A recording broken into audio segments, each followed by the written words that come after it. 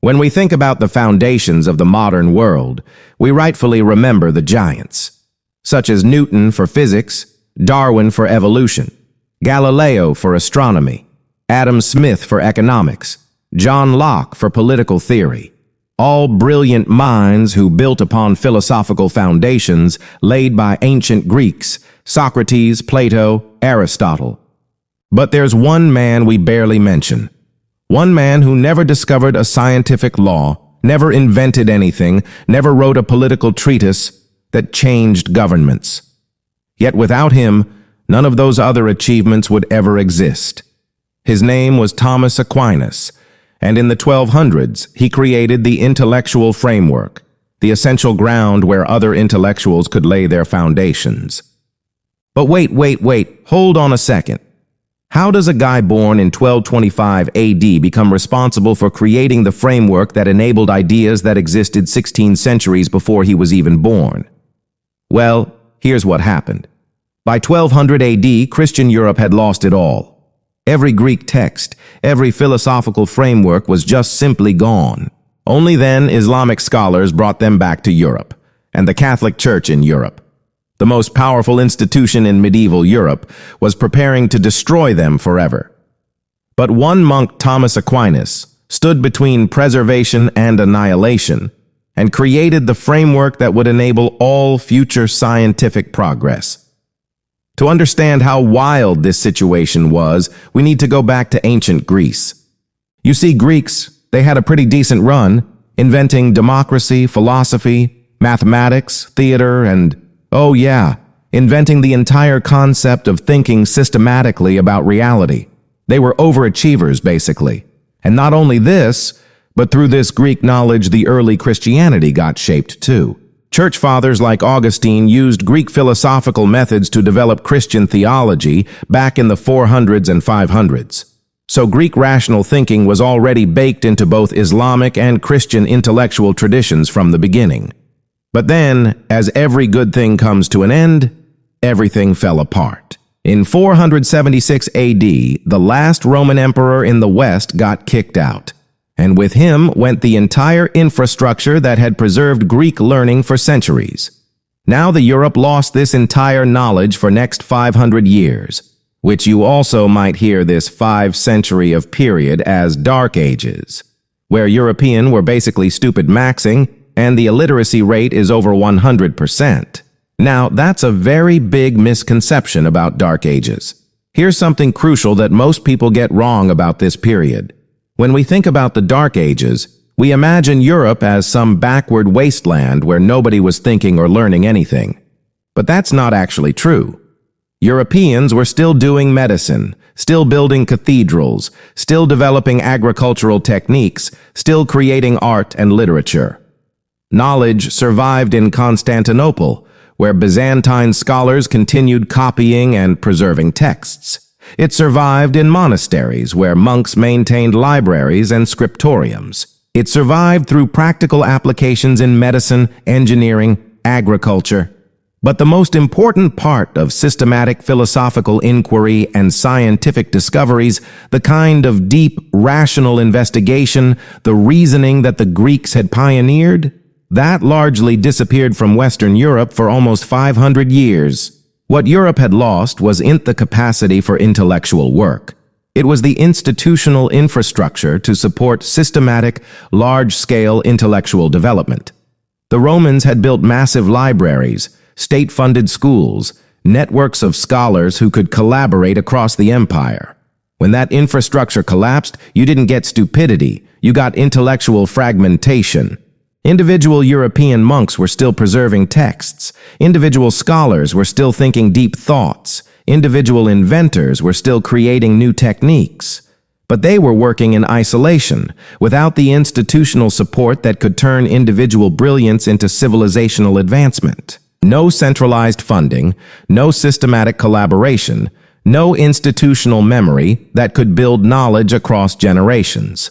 So here what you need to understand is that when in any civilization, this institutional collapse happens, like it happened in Europe, It is the reason what made European intellectual progress seem so stagnant that people remember it as the Dark Ages.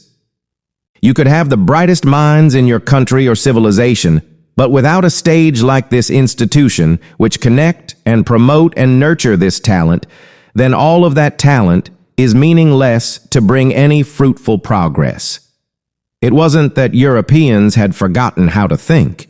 It's that they'd lost the institutional machinery that could amplify and preserve thinking. And guess what? Meanwhile, the Islamic world was building exactly the kind of centralized institutional infrastructure that Europe had lost. State-funded translation projects, government-supported research centers, systematic networks of scholars collaborating across vast distances. This institutional advantage, and not some natural Islamic love of learning, is what gave the Islamic world their golden age. The golden age of Islam is nothing but a centralized push to advance reasoning and scientific progress. It is about who could build better institutions for supporting intellectual work, like the Mediterranean. In 786 AD, the Caliph Harun al-Rashid launched what historians call the translation movement, a systematic imperial project to absorb the intellectual achievements of every civilization they could reach. Picture this. The ruler of the Islamic Empire decided to translate every single important text from every civilization they could find into Arabic. The translation budget was equivalent to millions of dollars today. Translators were paid in gold by the weight of books they completed. The House of Wisdom in Baghdad became the most famous symbol of this effort, but it was just one piece of a much larger institutional revolution. Across the Islamic world, rulers were building state-funded libraries, astronomical observatories, hospitals that doubled as medical research centers, and workshops where scholars from different cultures collaborated on pushing human knowledge forward. Now, the House of Wisdom is so well known, but you need to understand this wasn't just one building in Baghdad. This was an empire-wide institutionalization of intellectual inquiry. As I said, empire-wide. The Islamic world's approach was revolutionary. Truth is truth, regardless of whether it comes from Greeks, Persians, Indians, or Arabs. They created government positions for mathematicians, astronomers, and physicians. They established what we'd now call research and development departments as part of imperial administration. By 1000 AD, while European scholars were struggling with basic literacy, Islamic civilization had become the most scientifically advanced culture in human history. Al-Khwarizmi invented algebra, something the Greeks never figured out. Al-Razi developed experimental medicine centuries ahead of anything in Europe. Ibn Sina created systematic approaches to understanding reality that went way beyond what Aristotle had imagined. Al-Battani calculated the length of the solar year with stunning accuracy. Ibn al-Haytham essentially invented the scientific method through his work on optics. But here's where most people get the story completely wrong. Just like the European Dark Ages misconception, there's a popular myth about how the Islamic Golden Age ended. People think it was the Mongols who destroyed Islamic science when they burned Baghdad, burnt libraries, including the famous House of Wisdom in 1258. Everything burned and books were thrown away in Tigris River that the river ran with black from the ink of books. But think about this for a second.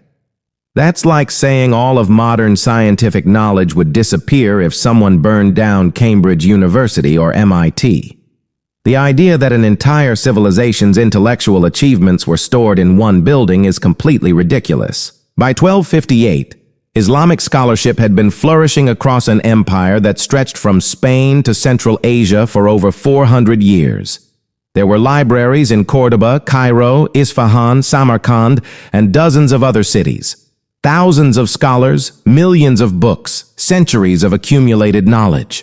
The Mongol invasion was definitely a political catastrophe. They destroyed a city and killed a lot of people. But Islamic intellectual decline had started much earlier, and it had nothing to do with foreign invaders burning books. The real damage was being done from within, through institutional changes that were already choking off intellectual inquiry decades before the first Mongol horsemen appeared on the horizon. By the early 1000s, cracks were starting to show in this intellectual paradise. The political foundation that had made this golden age possible was shifting in dangerous ways. Around 1040 AD, a new power took control of much of the Islamic world, the Seljuk Turks. These weren't the cosmopolitan, intellectually curious rulers who had built the translation movement.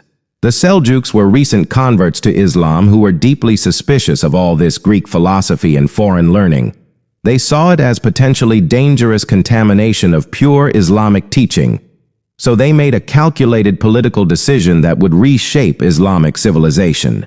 They systematically empowered conservative Sunni religious authorities who had been marginalized for centuries. Scholars who had always argued that philosophy was dangerous to the faith suddenly found themselves with government backing, state funding, and direct access to political power. This was what historians call the Sunni revival, a deliberate institutional revolution that placed religious orthodoxy above intellectual innovation.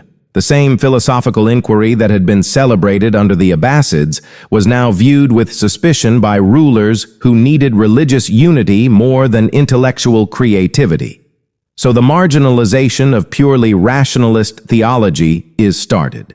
Again, it was not a sudden change and happened in one day or even one decade, but little by little the study of philosophy, medicine, and science was replaced by theology, and the study of the Quran and Hadith under the new Nizamiya schools, which were given the task to educate the government officials. The stage was set for intellectual catastrophe. And then, at this exact moment of institutional vulnerability, the Islamic world's greatest philosophical mind was about to have a breakdown that would provide the perfect intellectual ammunition for this conservative revolution. Al-Ghazali was the most brilliant Islamic scholar of his generation. At 35, he was a professor at the most prestigious university in Baghdad, the intellectual superstar of Islamic civilization. But he was having what we'd now call a nervous breakdown because he couldn't reconcile Aristotelian logic with Islamic theology. Here is someone who understood both Greek philosophy and Islamic theology better than anyone alive, and the conflict between them was tearing him apart mentally. Following Aristotelian logic to its endpoint forces you to conclude that the world was eternal rather than created by God, that God doesn't know individual events, that there's no resurrection of the body after death. These were direct attacks on fundamental Islamic beliefs.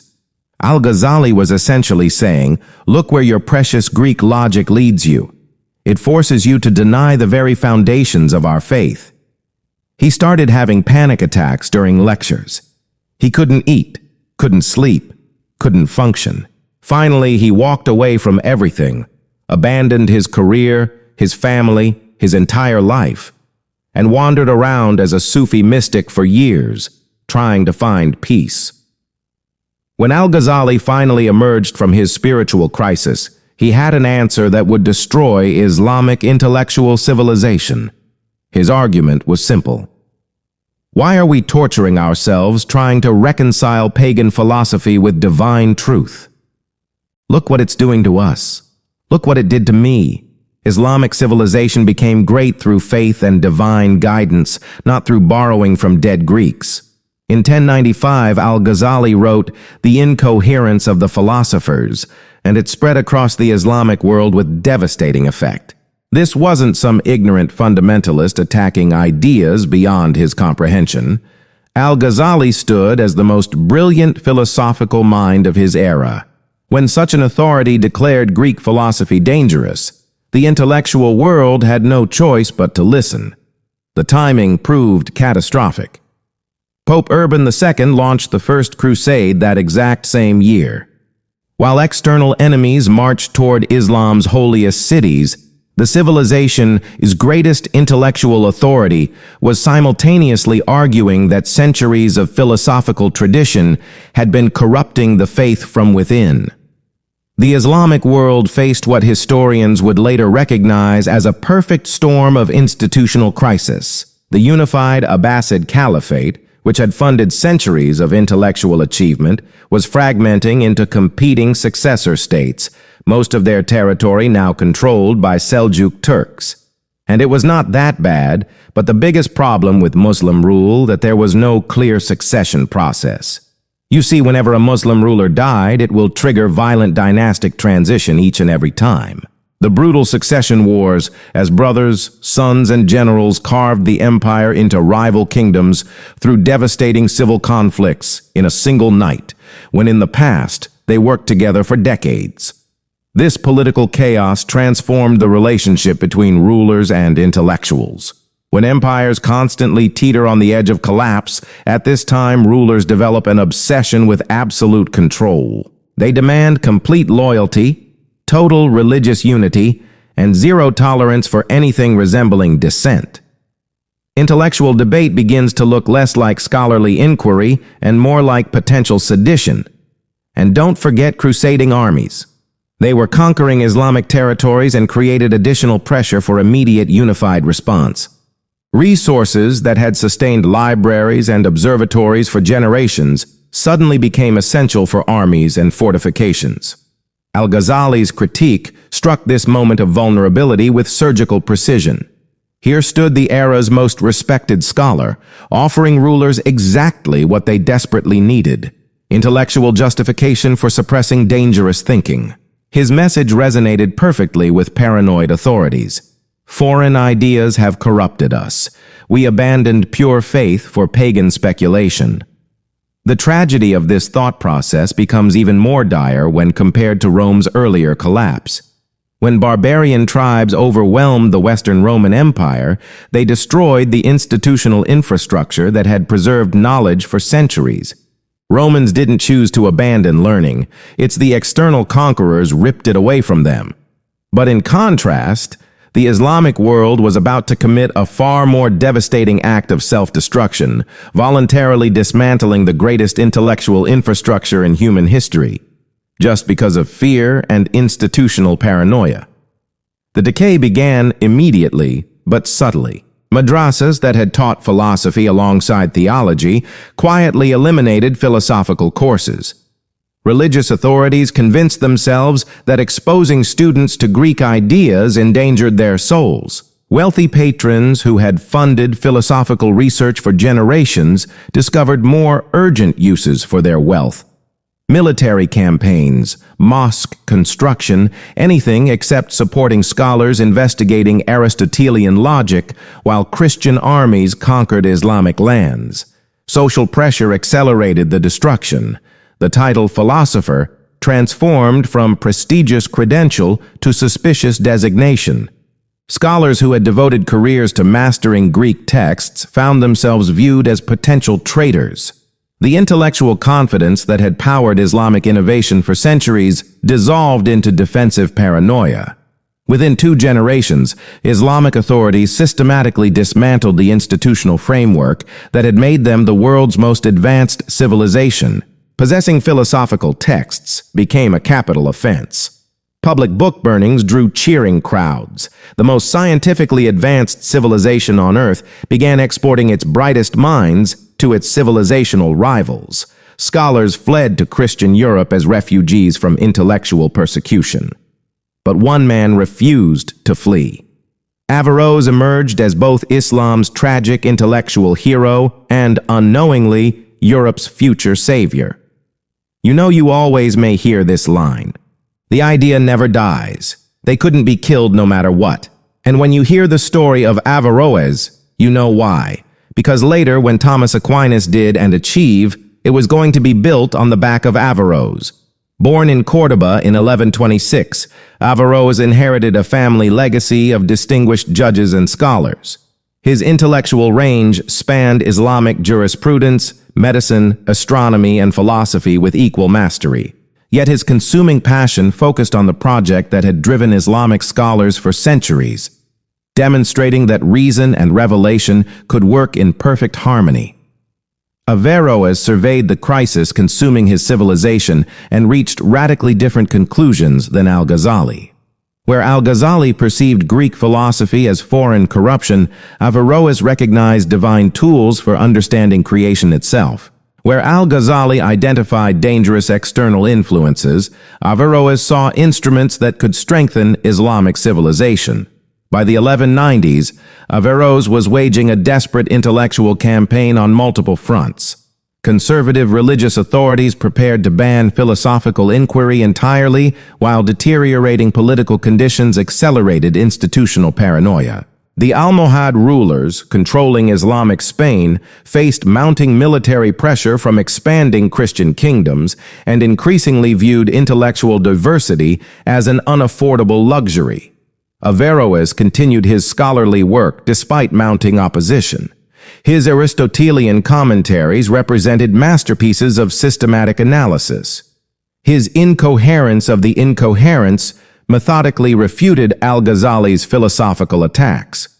He pursued exactly the intellectual project that would, within a century, transform Thomas Aquinas into Christianity's greatest philosophical authority. The crucial difference between Islamic and European civilization lay in institutional context. Averroes worked within a system choosing conformity over inquiry, control over creativity, and in 1195, authorities made him an example.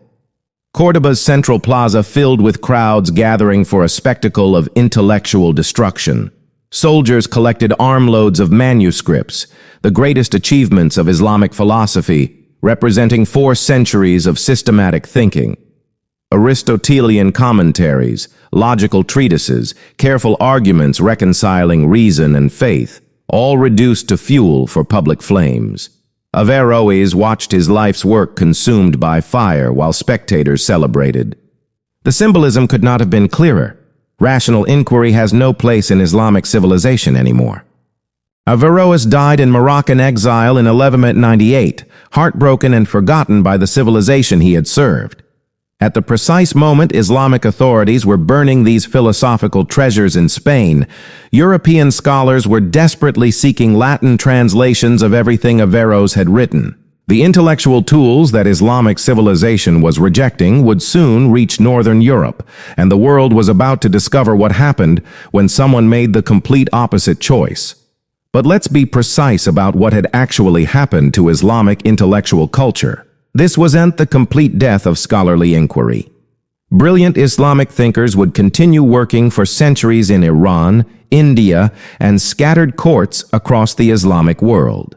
Individual scholars still made discoveries, still wrote sophisticated treatises, still grappled with the same fundamental questions about reason and faith. What had been destroyed was something far more crucial: the institutional infrastructure that could sustain systematic intellectual development across generations.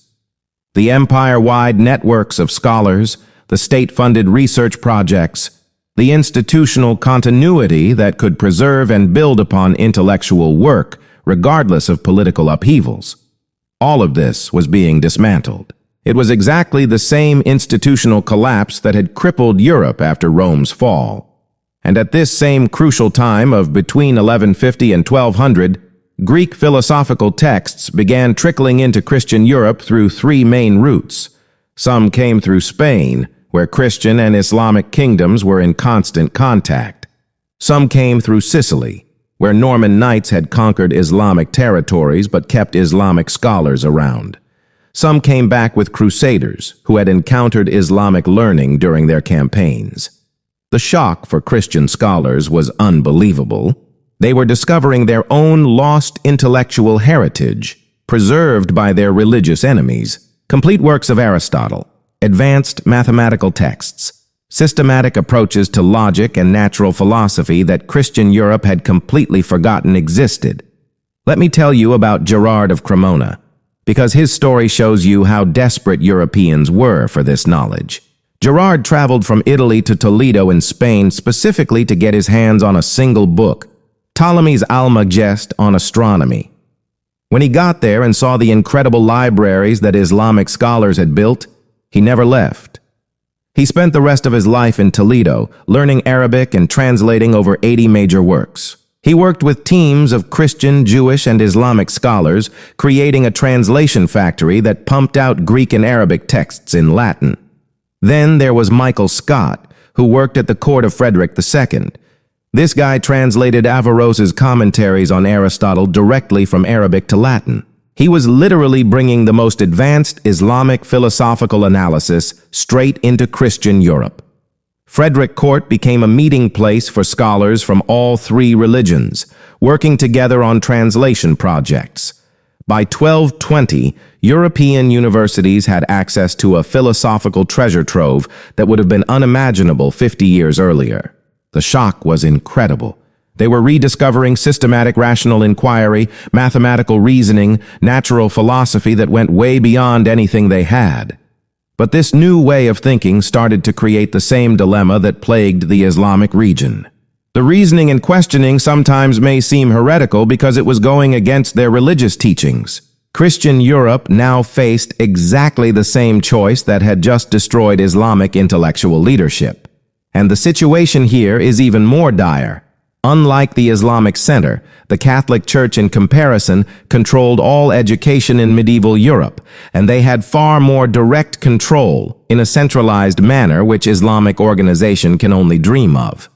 Even in the past, the Catholic Church had successfully eliminated ideas they considered dangerous, like Gnostic texts, pagan temples, heretical movements. My point is that the institutional machinery for intellectual destruction was right there, ready to use.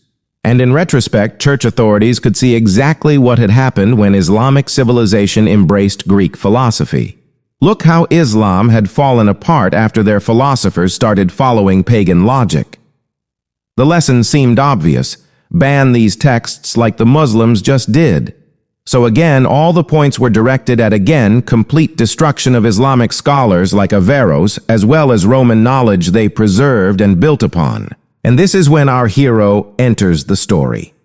In 1225, a boy was born into a noble Italian family who would become Thomas Aquinas. You see, at the age of 19, when Thomas shared his interest to join the Dominican order, Thomas's family was furious about his academic career choice. They were Italian nobles who expected their sons to become knights and warriors, not monks and scholars. When Thomas decided to join the Dominican order, his family literally kidnapped him and held him captive for a year, trying to change his mind.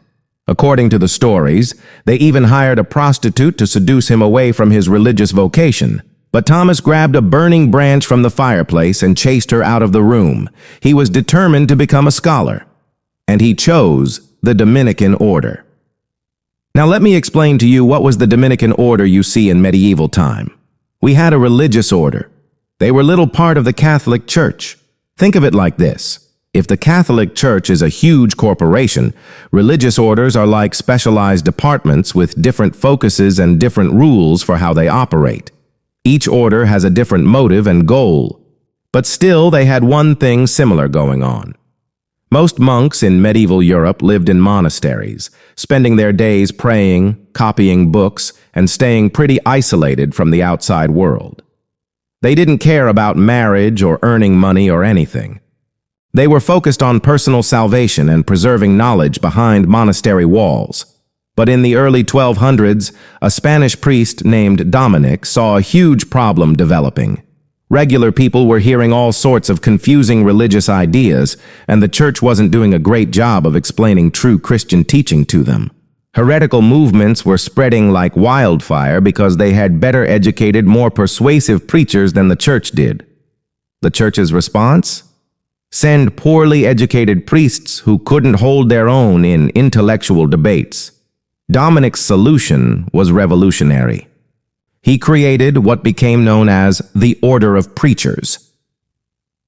Highly educated priests who would go out into the world, live among regular people, and use intellectual arguments to preach and teach. Instead of hiding in monasteries, they'd be in cities, universities, and wherever people were actually living and working. While other religious orders focused on prayer or manual labor, Dominicans focused on study. They established schools, became university professors, and trained the most intellectually rigorous priests in Europe. Their motto was basically, if we're going to convince people that Christianity is true, we better understand it better than anyone else, and we better be able to explain it clearly. This is why the Dominican order was perfect for Thomas Aquinas. When he chose scholarly poverty over a military career, he wasn't just joining any religious group. He was joining the Catholic Church's intellectual special forces. These were the guys whose entire mission was to outthink, outdebate, and out-argue anyone who challenged Christian teaching. So we understand why the Dominican order attracted Thomas, but why did he get into this scholarly study in the first place, especially when he comes from a noble family?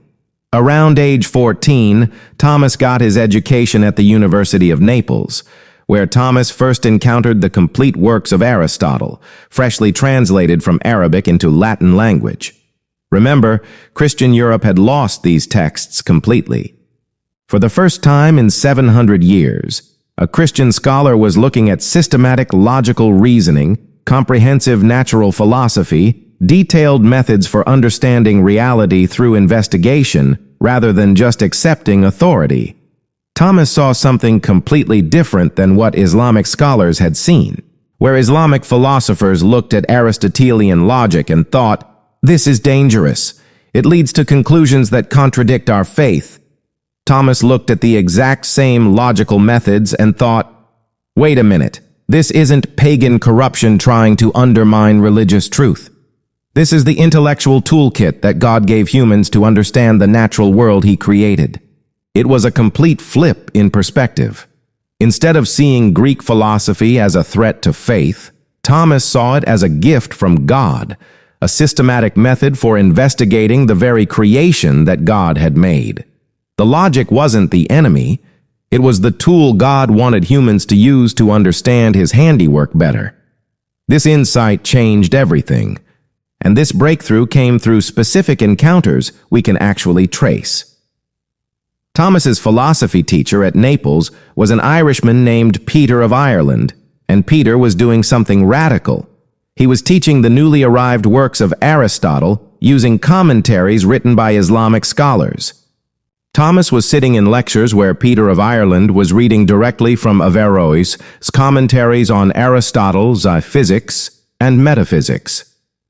Thomas is getting his first taste of systematic logical reasoning not from dusty Christian theology, but from brilliant Islamic philosophers who had spent 400 years wrestling with exactly the problems now facing Christian scholars. Here's where Thomas's genius showed, even as a teenager.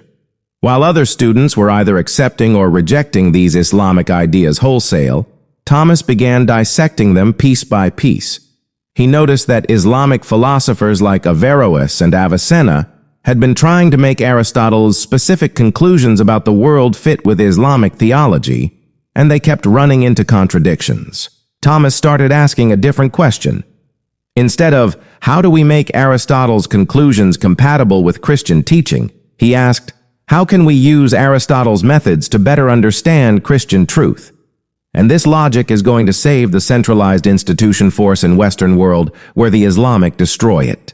When Thomas joined the Dominican order and eventually made his way to Cologne to study under Albertus Magnus, he found the perfect mentor for developing this insight. Albert was called Doctor Universalis, the universal doctor, because he was literally the last man alive who seemed to know everything there was to know. Under Albert's guidance, Thomas spent years doing something no Christian scholar had attempted before, writing systematic commentaries on Aristotle that treated the Greek philosopher not as a dangerous pagan to be avoided, but as a brilliant thinker whose methods could be adapted for Christian investigation. Thomas's breakthrough was brilliant in its simplicity. He realized that Aristotle's logical tools were absolutely brilliant, but some of Aristotle's specific conclusions were just flat-out wrong, and they were wrong because Aristotle was working with incomplete information. He didn't have access to divine revelation. Take the problem that had been torturing scholars for centuries. Aristotle had used his logical methods to conclude that the world was eternal. No beginning, no end, just always existing. This drove Islamic philosophers completely crazy because it directly contradicted what their religion taught about God creating the world. For generations, Islamic scholars had tied themselves in knots trying to resolve this. They'd either had to reject Aristotle's logic entirely or accept conclusions that contradicted their faith. It seemed like an impossible choice. Thomas looked at this same problem and had a completely different insight. He said, "Hold on. Aristotle's method of investigation is perfect. His logical tools are exactly what we need. But his conclusion about the world being eternal? That's just wrong, because Aristotle was making his best guess without all the information. We know from Christian revelation that God created the world. So we can use Aristotle's brilliant logical tools while correcting his mistakes through what God has revealed to us." It sounds almost obvious when you put it that way, but this insight unlocked everything. It's like the movie Citizen Kane, right? If you watch it today, you won't find anything innovative and groundbreaking as people described it to be.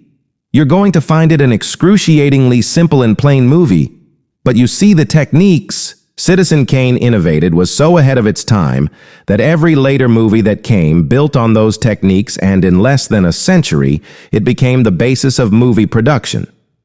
It's very similar to what Thomas found. He finally solved the dilemma of being heretic because you were doing reason and logical thinking. Again, it was at the time when you burned alive because you didn't pray at the right time or at right angle. This led Thomas to his revolutionary two-law framework. He argued that God had given humans two books for understanding reality: Scripture, which revealed spiritual truths, and another one is nature, which revealed physical truths. Both came from the same divine author, so they couldn't ultimately contradict each other. Do you understand the beauty of this logic? While Islam had deemed it heretical to research natural law because it seemed to contradict direct religious teaching, Thomas flipped the script. How could it be heretical to study something made by God himself? Human reason was the tool God provided for reading the book of nature, just as faith was the tool for understanding Scripture. Thomas's framework shaped Christian civilization approached learning and cultural contact with other traditions.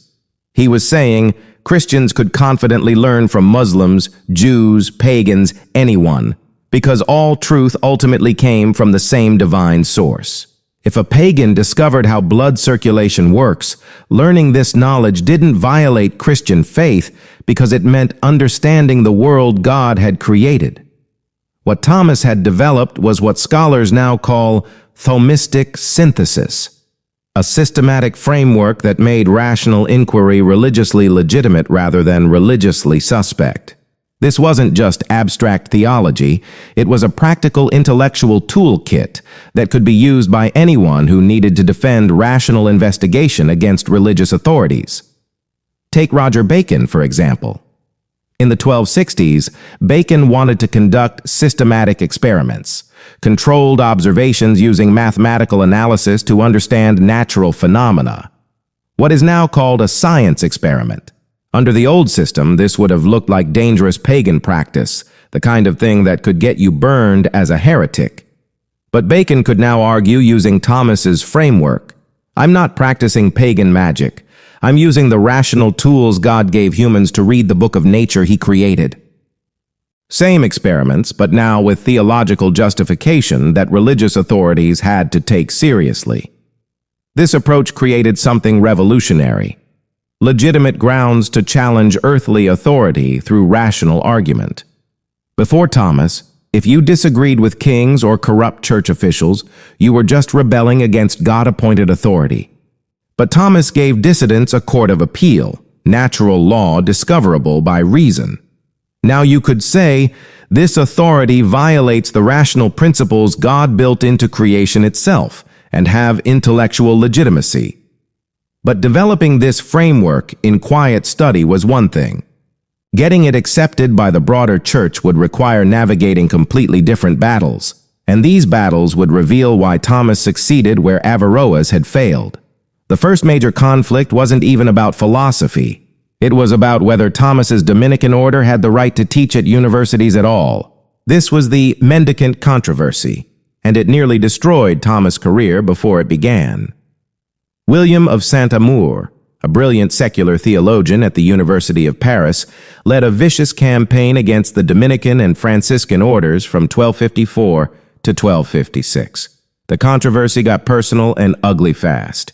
When Thomas was appointed to a theology chair at Paris in 1254, William and his allies literally refused to recognize him. It was so bad that Thomas needed royal protection to lecture safely. So if you think only Averroes had to go through extreme resistance, then you are completely wrong. Thomas faced relentless attacks from the orthodox hardcore believers.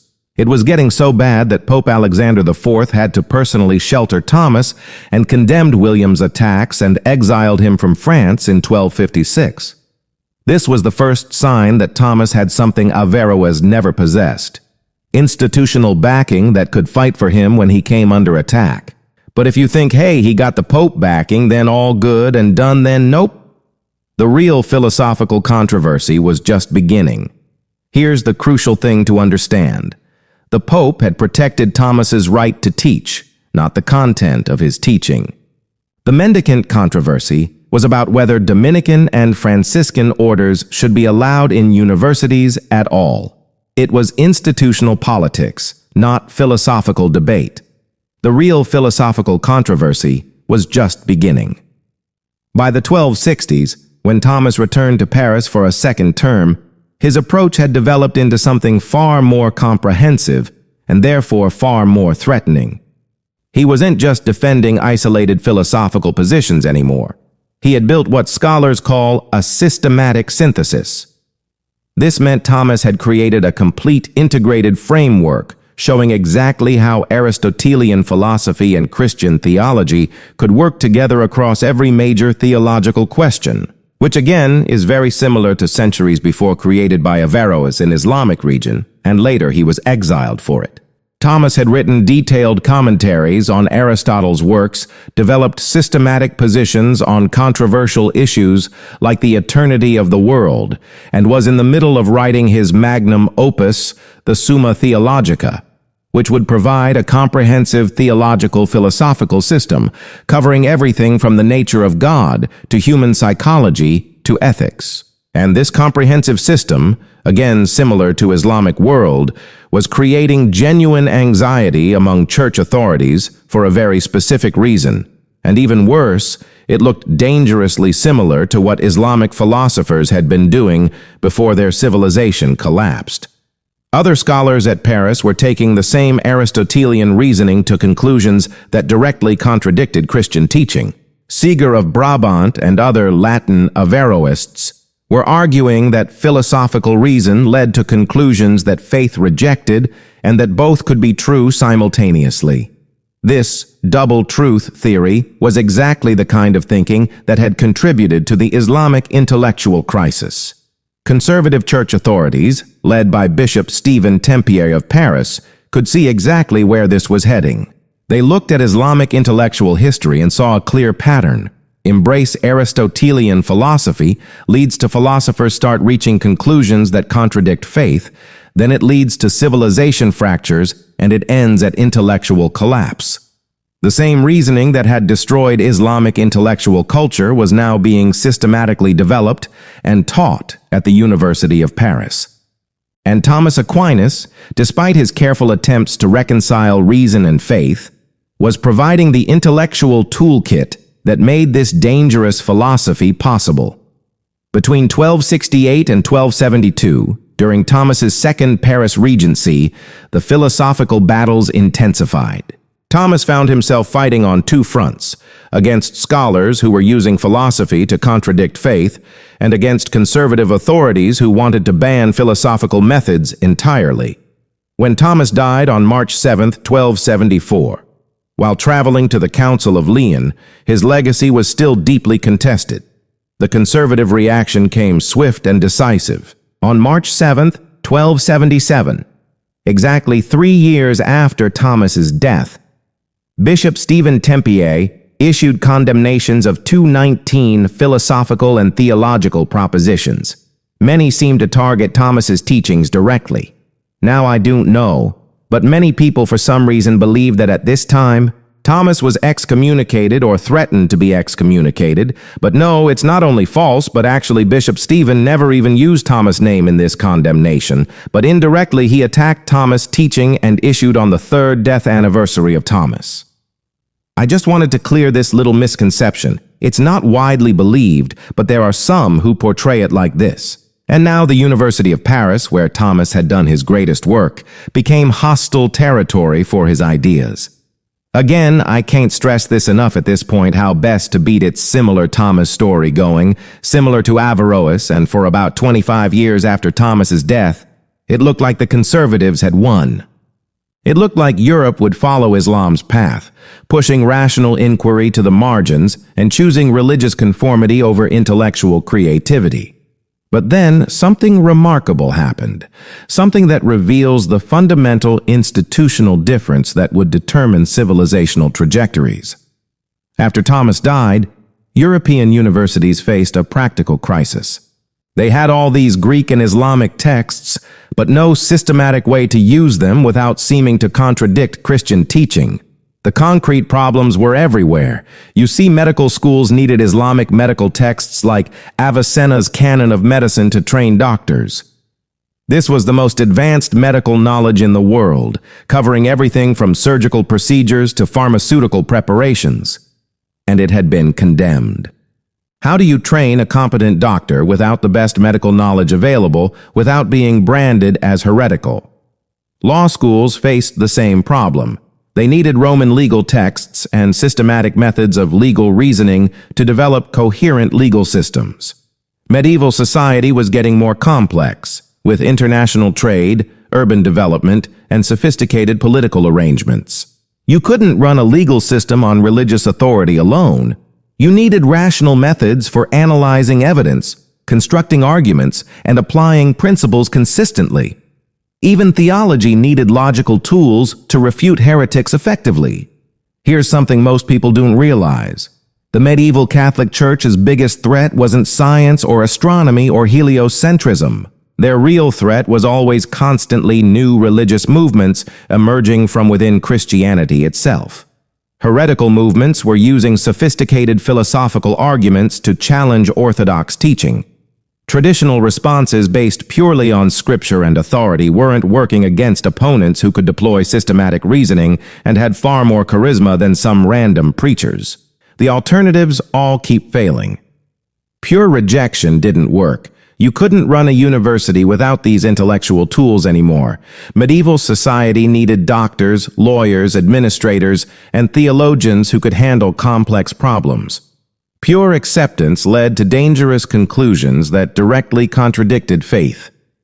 No middle path existed except Thomas's framework. Now, the natural question you must be asking is, if everything is the same to Islamic and Christianity region, why did the Thomas framework survive and Averroes was forgotten? Well, it's again the institutional forces it was operating under. Unlike Averroes, Thomas had friends which kept his framework alive, at least for time being, that the church could see it as an effective, useful tool compared to some destructive force. And this is where the Dominican order's institutional machinery made all the difference.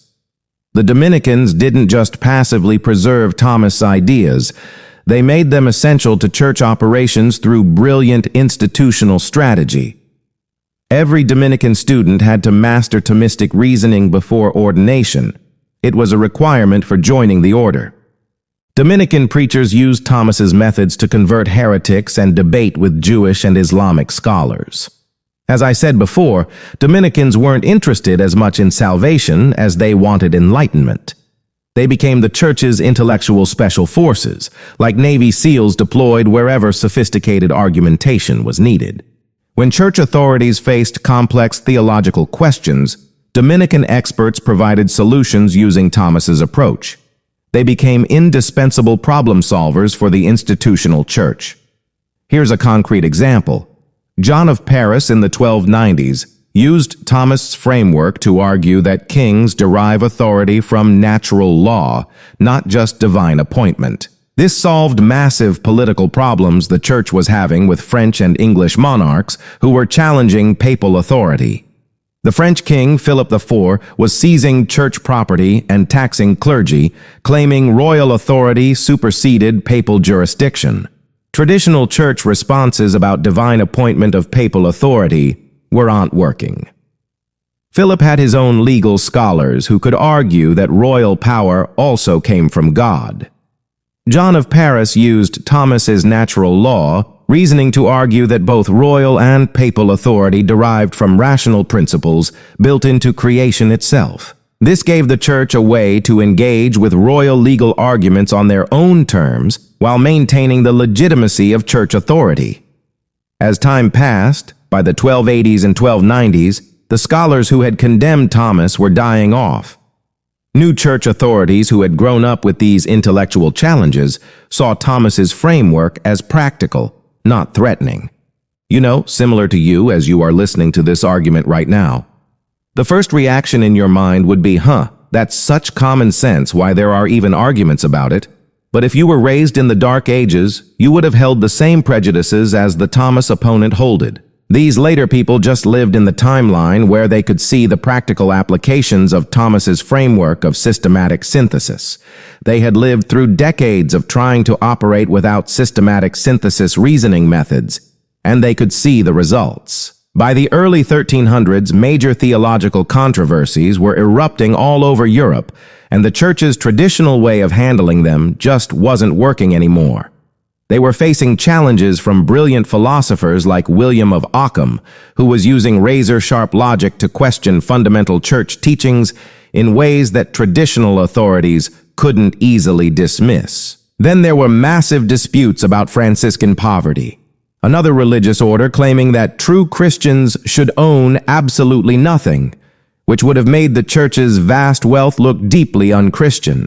On top of that, emerging nation-states were challenging the Church as political power using sophisticated legal arguments that couldn't be answered with simple appeals to religious authority. The Church's old playbook, "We're right because we're the Church and that's final," wasn't working against opponents who could deploy systematic reasoning. Traditional methods based purely on authority weren't sufficient anymore. The Church needed scholars who could outthink, out-argue, and out-reason these challenges.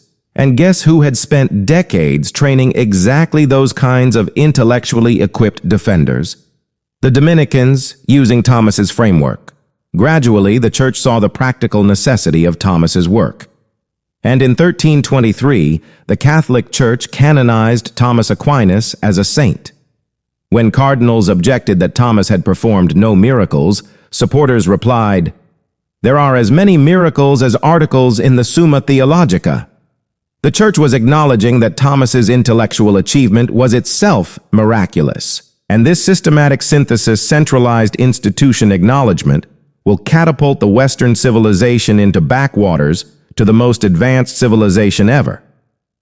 This institutional positioning, not religious doctrine, not individual genius, not cultural values, would determine everything that followed.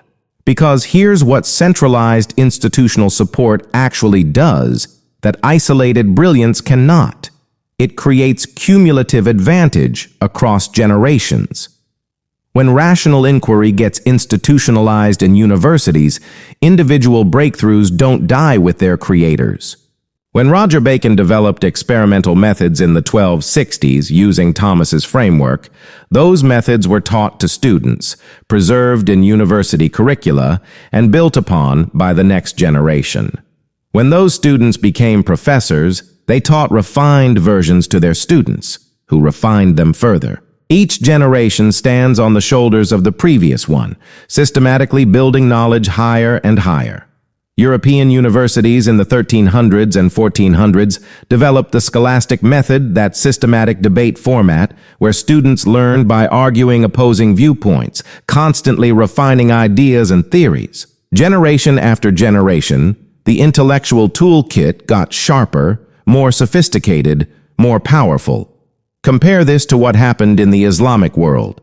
A brilliant scholar like Ibn Khaldun in the 14th century could develop sophisticated historical and sociological analysis in Tunisia. But without institutional support, his insights remained isolated achievements.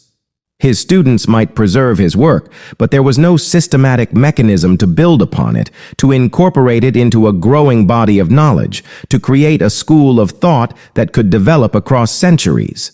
And here's the perfect example that proves this wasn't about inherent intellectual superiority: the printing press. When Gutenberg's invention reached the Islamic world in the late 1400s, Ottoman authorities banned it outright.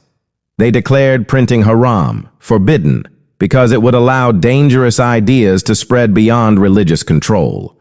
The Ottoman Empire officially prohibited printing in Arabic script until 1727. Let that date sink in. 1727, the year Isaac Newton died. By 1727, Europeans had been debating Newton's gravitational theory for 40 years. They were teaching calculus in universities. Printing presses had been spreading scientific knowledge across Europe for nearly 3 centuries. Multiple generations of European scholars had built upon Newton's work, refined his mathematics, applied his methods to new problems. Meanwhile, the Ottoman Empire was just beginning to allow printing in very restricted space. It's not that the Islamic world lacked minds capable of Newton's insights. They never had the institutional infrastructure that made Newton's achievement possible. You can't have a Newton without centuries of cumulative institutional knowledge building that Newton could stand upon. You can't have a scientific revolution without the printing presses that spread ideas rapidly across a civilization. By 1500, European cities had hundreds of printing presses pumping out thousands of books, including Latin translations of the very Islamic philosophical texts that were banned in their places of origin. Same technology, completely opposite institutional responses. The key difference between Islamic and Christian civilizations wasn't that Islamic thinking suddenly stopped. Brilliant Islamic thinkers continued working for centuries. The intellectual tradition never died. What happened was stagnation, the same kind of stagnation that had gripped Europe during its Dark Ages. Without institutional frameworks that could systematically build knowledge on top of existing knowledge, nurture discovery across centuries, and protect inquiry from political whims, meaningful cumulative progress became impossible. When Islamic civilization pushed rational inquiry out of centralized institutional support, that intellectual tradition, however brilliant individually, couldn't compete with systematic, institutionally supported development. Christian civilization, through Thomas's framework and the Dominican order's institutional resistance, eventually placed rational inquiry at the center of its educational system. Not complete protection. Scholars could still face persecution, as Galileo would later discover. But enough institutional legitimacy for rational inquiry to survive, develop, and eventually flourish. The difference wasn't that Christian civilization was inherently more rational than Islamic civilization. The difference was that Christian institutions developed mechanisms allowing rational inquiry to gradually secure space within centralized authority, while Islamic institutions expelled it to the margins. This institutional positioning determined everything that followed: the scientific revolution, the Enlightenment, the Industrial Revolution, modern democracy. All of it traces back to these medieval institutional choices about whether to give rational inquiry centralized support or marginalize it as dangerous. This created different scales of impact. Islamic philosophy continued but remained marginalized in smaller circles, court patronage, and peripheral institutions. Christianity made rational inquiry fundamental to university education, while Islamic madrasas increasingly emphasized religious instruction over philosophical investigation. This isn't a simple Christianity good, Islam bad story. Both civilizations had periods of openness and restriction. Many factors contributed to European development: geography, economics, politics. Islamic civilization continued important philosophical and scientific work in different regions and periods. Mathematical work continued in observatories from Samarkand to Istanbul. Medical advances happened in various Islamic courts. Jewish scholars like Maimonides contributed crucial synthesis traditions, often working as bridges between Islamic and Christian intellectual worlds. But the crucial difference was institutional positioning. Islamic philosophical work survived, but remained in smaller circles. Christian synthesis became institutionally central and could therefore support larger-scale intellectual development, leading to Renaissance humanism. Natural law reasoning enabled systematic experimental science. It created cultural confidence to learn from anyone without losing identity, cumulative advantage through institutional support, rather than relying on individual genius working in isolation. Think about what this meant practically. When Roger Bacon began conducting systematic experiments in the 1260s, he was using natural law reasoning that Thomas had made acceptable.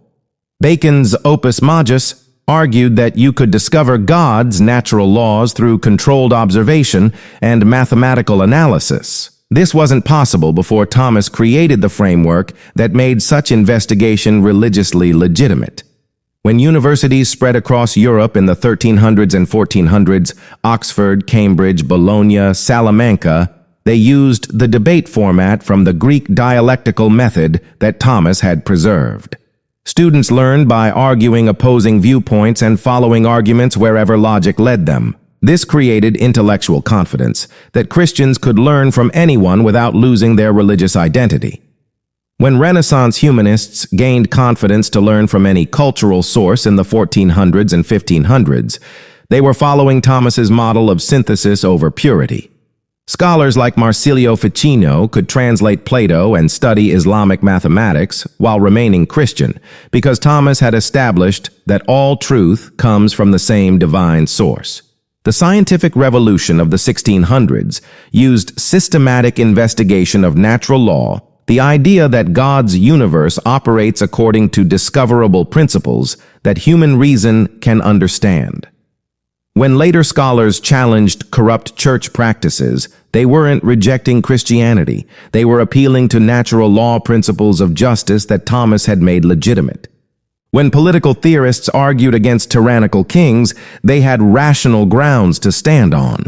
Thomas hadn't just preserved Greek logic, he'd created an intellectual weapon against corrupt power. When Galileo argued that mathematical laws govern planetary motion, or when Newton demonstrated universal gravitation, they were applying methods of systematic natural investigation that traced back to Thomas's framework. The Enlightenment of the 1700s applied rational criticism to politics and society using methods that traced back to Thomas' integration of Greek logical reasoning with Christian institutional structures. When Locke argued for natural rights, or when the American founders declared that certain truths are self-evident, they were using natural law reasoning that Thomas had made part of Western intellectual tradition. Modern democracy uses natural rights theory that comes directly from Thomas's framework for universal principles discoverable by reason. The idea that humans have inherent rights that can be known through rational analysis, that governments derive legitimacy from rational principles rather than just tradition or force. This traces directly back to Thomas's synthesis of Greek rational methods with Christian institutional structures. Every time you question authority through logical argument, learn from another culture without losing your own identity, or assume that truth can come from anywhere because truth is truth. You're following the intellectual path that Thomas Aquinas carved through medieval darkness.